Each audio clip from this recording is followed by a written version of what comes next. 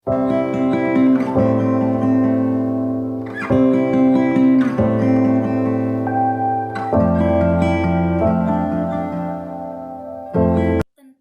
problema pendidikan multikultural.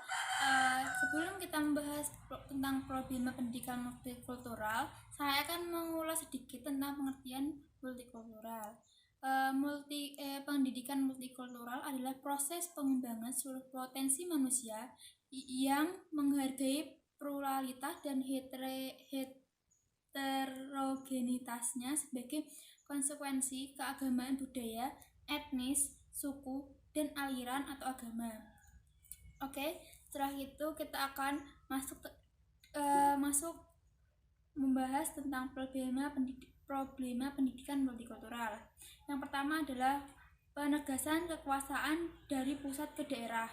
Sejak dilanda arus reformasi dan demokrasi, Indonesia dihadapkan pada beragam tantangan baru yang sangat kompleks.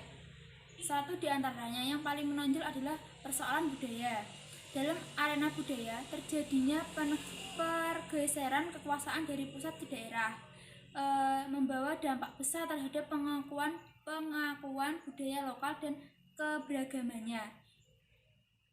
Yang kedua adalah keragaman identitas budaya.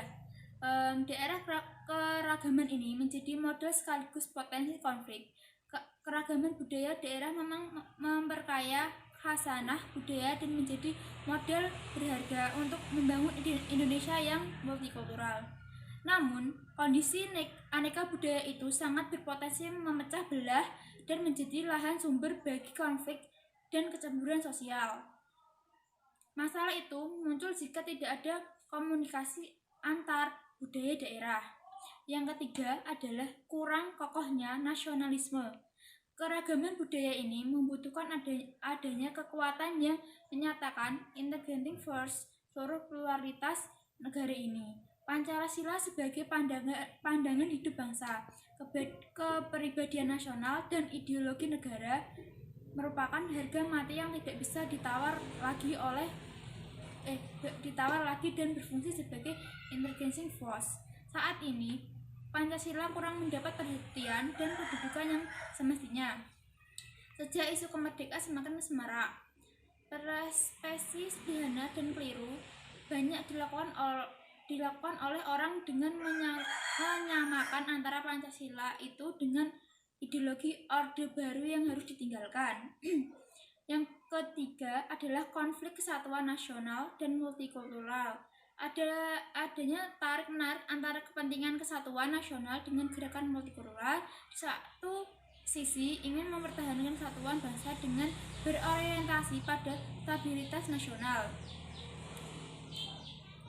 Yang keempat adalah kesejahteraan ekonomi yang tidak merata di antara kelompok budaya. Yang kelima adalah kesejahteraan ekonomi yang tidak merata di antara kelompok budaya.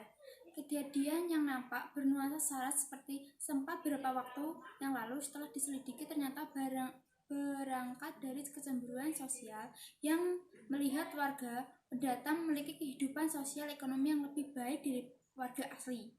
Jadi, beberapa peristiwa di tanah air yang bernuansa konflik budaya ternyata dipicu oleh persoalan kesejahteraan ekonomi. Yang keenam adalah keberpihakan yang salah dari media massa, khususnya televisi swasta dalam memberikan peristiwa. Di antara media massa tertentu, ada ideologi yang sangat dijunjung tinggi dan dihormati.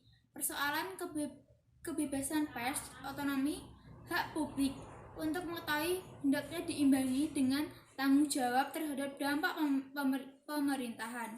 Mereka juga perlu mewaspadai adanya pihak-pihak tertentu yang pada memanfaatkan media itu untuk kepentingan tertentu yang justru dapat merusak budaya Indonesia. Baiklah, sekian dari saya. Maaf apabila ada salah-salah kata. Terima kasih. Wassalamualaikum warahmatullahi wabarakatuh.